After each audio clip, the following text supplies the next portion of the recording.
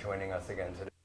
Today we're going to have another very interesting show. We are very pleased to have with us Aaron Russo, who is the producer of a film just being released called America, Freedom to Fascism.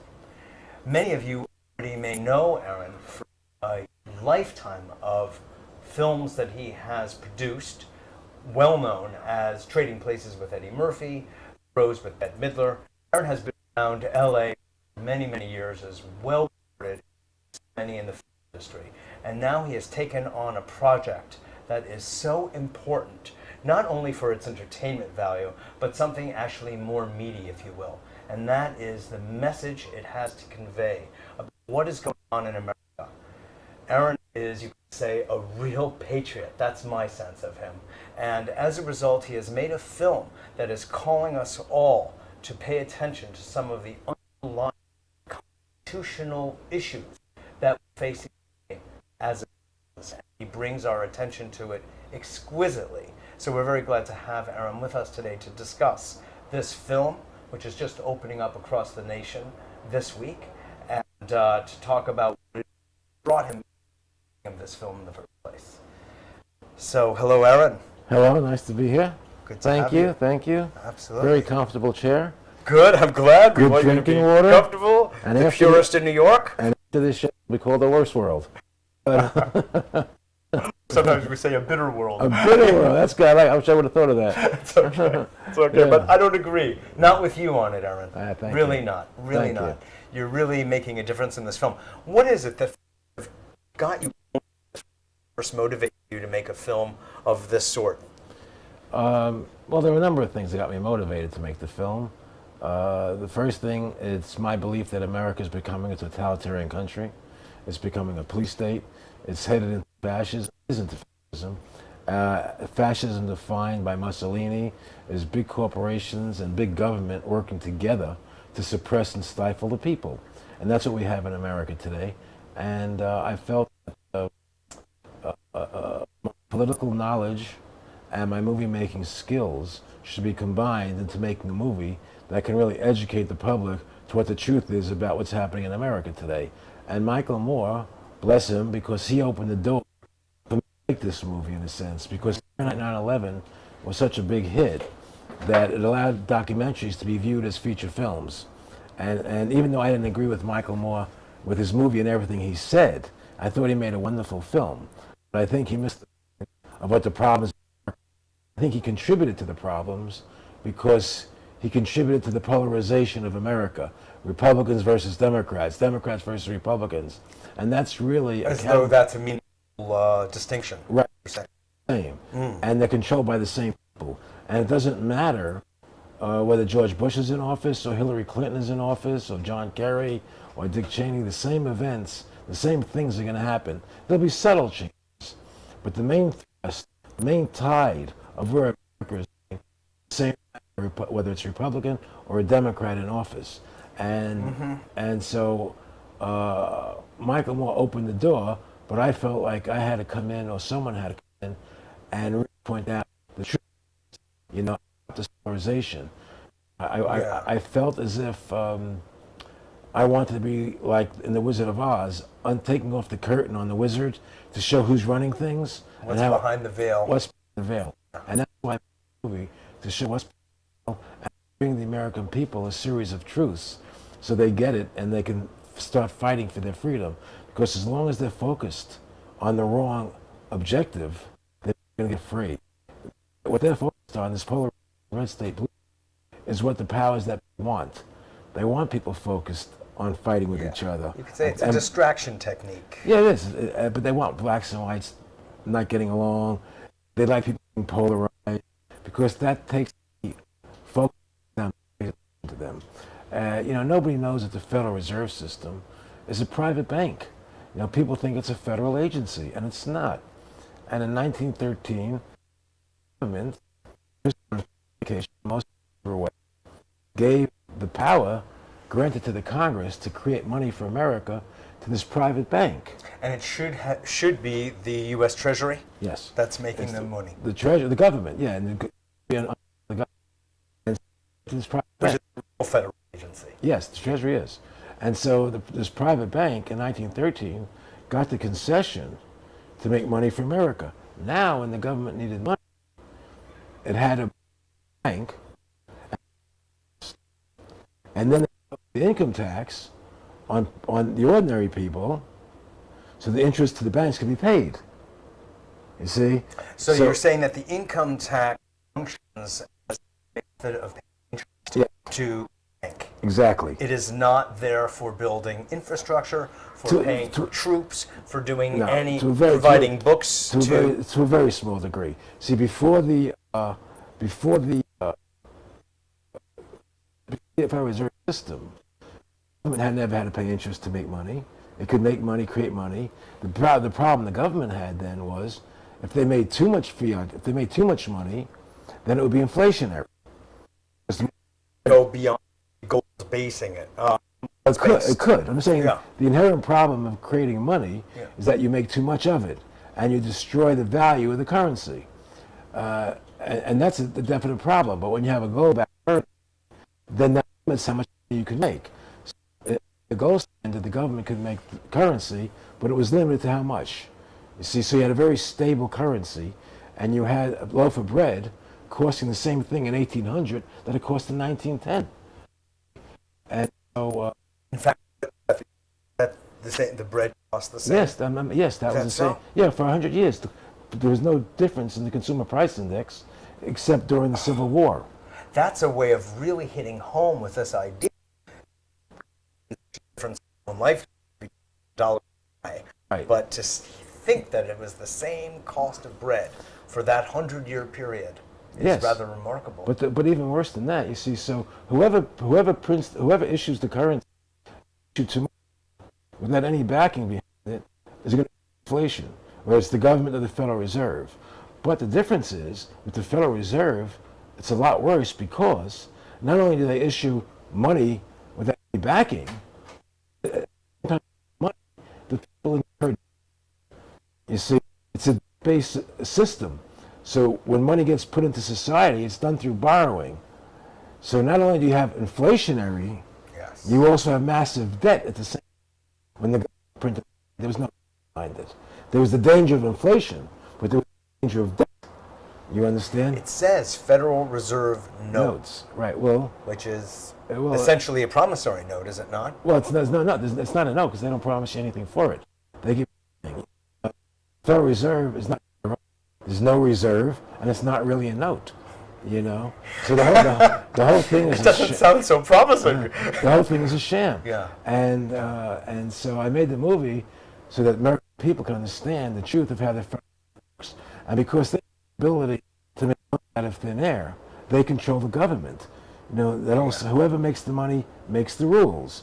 So because they make the money, and they're the ones who help finance the political campaigns through their corporate friends. See, you ask somebody, what's the largest corporation in America? They'll say Microsoft or Walmart. No, the truth is the largest corporation is the Federal Reserve System. They make the money for everybody. You see, and it's a privately held corporation. Now, who are party to that corporation? Well, on the surface, the member banks own the stock. It's incorporated in Delaware, and the stock is held by the member banks. But the real question is that who owns the Citibank? Citicorp? Citigroup is one of them, yeah. Goldman Sachs. There's a bunch of them. A lot of foreign. England is part of it. But so they're not individuals as such, except for the individuals who are the CEOs of the banks. No, wrong. There's also the voting shares, and a lot of that is held in trust. Who the stock of these banks? Isn't that a matter of public record? No, it's not.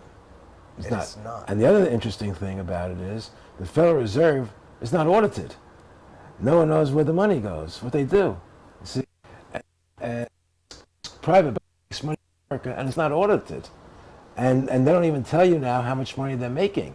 This year, there was a measurement of money supply called M3. Yes. Right? And then they stopped reporting M3. M3 was the money being printed per year. Everything. Aggregate, right? Mm-hmm. And so now the Federal Reserve said they're no longer going to publish M3. So the American people no longer have an idea of how their money is being debased. How much money in circulation? That's what the base of the currency. Yeah, right? exactly. So they don't want the American people to know. And so, how could the Federal Reserve Bank make that determination and not Congress? Well, they shouldn't be able to. That's the point, because they own Congress. You know, if you've ever seen. Where was Congress, Aaron, back in 1913? They were home on vacation. But enough of present to make legislation. Yeah, but they did vote in the legislation. But the problem is, Congress has no authority to turn over their responsibility to a third party, for one thing. And if they do that, it would take a constitutional amendment to make that acceptable. And even then, I'm not sure it would be acceptable. You know, but at the very least, you would need a constitutional amendment. There was never any constitutional amendment. Congress can't just say to the American people, "Oh, we're no longer responsible for money. We're giving it to the private bunch of guys to pay the interest to make the money for our government."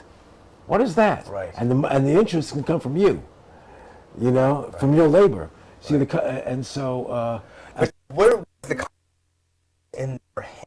Well, I wasn't. What do you think they want to capitulate and give up this? A couple of reasons. Yeah. The first reason was that they were all bribed and paid off, for one thing. But more importantly than that, I think that because of the gold, by doing it this way, the amount they could print was related to the amount of gold they had. Yeah, exactly. It had a backing, and so by doing it this way, now they could put as much money as they wanted. Restriction, the Federal Reserve could make whatever money they wanted, essentially. And they were laying the interest debt on the people. Right. And so now the government could borrow as much money and make as much as they wanted to make, right? And so what's the power of our government has been transferred from the people in Congress to these unelected bankers. And it's happening throughout the world. I mean, the Bank of England is a private bank. Private banks. And the Federal Reserve makes all these international agreements for our country, but there's nobody's approval. They don't have to tell Congress what they're doing, you know? It's done through the trade organization. Trade organization, the International Monetary Fund, the Bank for International Settlements, is the BIS is the central bank for all the central banks, and they meet every year in Basel, Switzerland, and they decide. So as I started getting this, I had heard for years that there was no law requiring people to pay an income tax. So I said, that's interesting, and that never went away. Here, as much as the IRS did not, and I said, that's the subject, tying the IRS and the Federal Reserve together. So I decided to make the movie because in speaking to IRS agents, they all told me. So I decided to research it. Themselves told you there is no law. Absolutely. So when I decided to make the movie, I interviewed lots of people who know about this. I did a tremendous amount of research. And the discovery was the IRS has the power to tax the labor of the people because of the 16th Amendment. It's called the Income Tax Amendment, which they say was ratified in 1913. Well, we know it was never ratified, but that's beside the point. We had from state. It was never ratified. Put that aside. It's just a fact, but doesn't change anything. It's a huge fact. Yes, but yes and no. Okay. It's a huge fact that there was that kind of deceit. The lack of ratification deserved. The truth is that in 1913 they started the income tax after the ratification, and in 1917 they had to stop it because in 1916 the Supreme Court said get the taxing power, they can tax the labor of the people, and that was said 8 different times by the Supreme Court. 8 times. 8 separate cases. 8 separate cases. The Supreme Court said the 16th Amendment did not give the government taxing power. And if you were taxable, the 16th Amendment, you were untaxable after the 16th Amendment. Okay? And that's Peck versus Lowe. And so you have all these cases, right? And so I said, wow. And look, well, where was the law? So people said, look at the IRS regulations. So I looked at the regulations, and they were kind of muddled and confusing. But I know one thing: the IRS, not law. So regulations have to be based on law passed by Congress, right? Because they don't have the ability to make law. They can make regulations I don't know that under the guidance of law. Exactly, exactly. I just law they claim they have, and there is no law.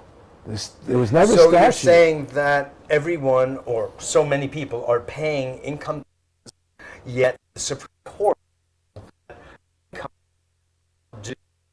wages or labor. Yes. Yes. And besides that, it wasn't ratified because that 16th Amendment offers no new taxation. Well, that's the third pride because it was never ratified. Then the Supreme Court also said that you can't tax the labor of the people, and the 16th Amendment did not give the government that power. And then the third fact is Congress regulations for labor, and on all counts. What they do is they confuse people. You know, if you ask for the law, they'll never show it to you. They'll say, go to the IRS website and look at our list of, you know, and you lose. You know, that Actually come up with this phrase, every American has to pay his or her Fair fair share. share. well, But that's just a propaganda line, is what you're suggesting. well, it is. It's like this. The term income has been defined by the court in the Eisner versus Macumber case as a corporate gain or profit. See, so income Corporate gain or profit. is it's not wages. So if you owe an income, you don't make an income but either. That's part of the fascism. You see, the government works with the big corporations, and so they've taken all the taxing responsibility primarily away from the corporations of the American. Yeah. Us. But the truth is that corporations are subject to a tax, and it's legal and it's proper. You know, because a corporation is a privilege granted by the government to form this corporation. The concept of no tax people is that the founding fathers understood and the Supreme Court understood that each one of us owns our own life. I don't own you, and you don't own me, and the government doesn't. That way for, you know, and so the fact is that we own our life, and so because we own our lives, we own our labor. And so if I give me something in return, it's an exchange.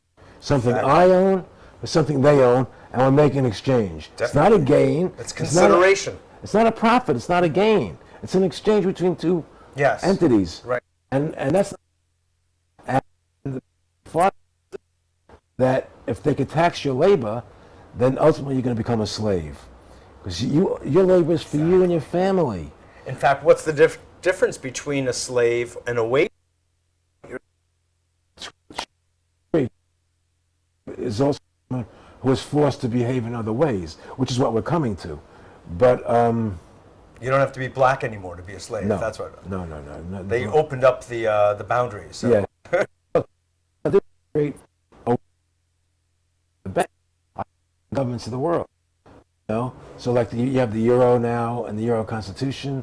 Bush has made an agreement with Mexico and Canada that the join one country. Yeah. Lou Dobbs ran the story. It's amazing. Really? And it's not in the press anywhere except Lou Dobbs ran it. Form one country? Yeah. Are you serious? Totally and completely. It's great. It's the truth.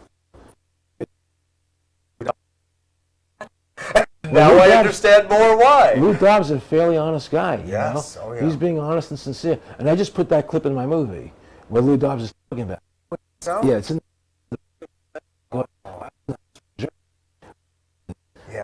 It has to go in the movie, and so it'll be in the movie. When the movie's released Friday, it'll be in there. But it wasn't in the version you saw. Oh, I see. Right. Okay. And so I'm gonna have to get a copy. it was accomplished.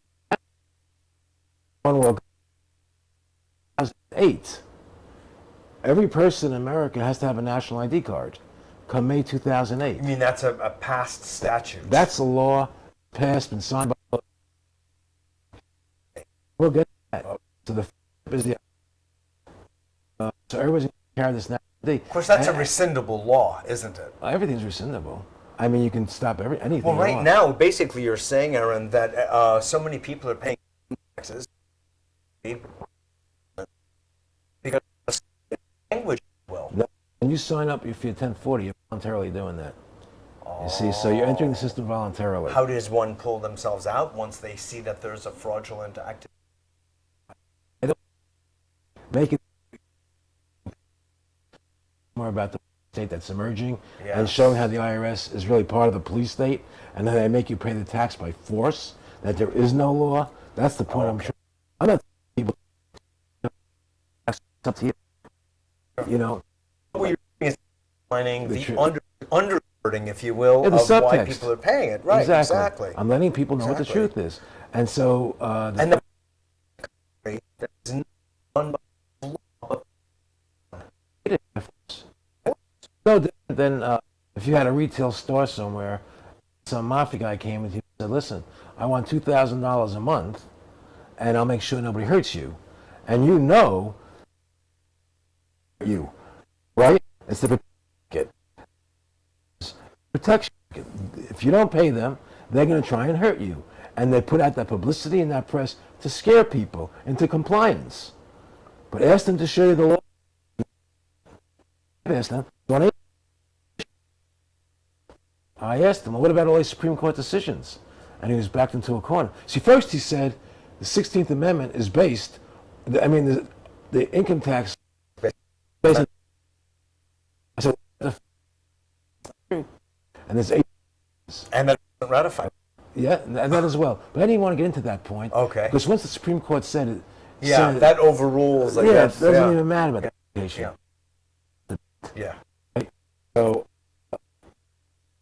I was going right to the car. Yeah. I said, well, what do you mean the Supreme Court's a silly argument? Why is that a silly argument? And he says, Supreme Court decisions are not the so the IRS is above the law. They're the Supreme Court. The Supreme Law of the land. They're trumping the Supreme Court in his words. And so you know right away the hope. Thin that man. You. Definitely. Arrogance came out, you know, yes. Because they couldn't His foolishness. Yeah, and they couldn't answer the questions. Who in the world could say that? Agency is being. If you know that, ever bring it up. So when I hit him with it in the interview, he didn't know where to go. He had no answers for that. Because if he said, well, oh my, if he said, I didn't know that, then he had to say. And so that the whole situation and the Federal Reserve situation are joined together. But the ultimate point of the movie is that because of these American they're going to check all around. As you're driving across the country, they can stop you and check you, just like in Nazi Germany, okay? And then it says on the law for the ID card, which will be what's called ID chip, radio frequency identification, and RFID chips are what they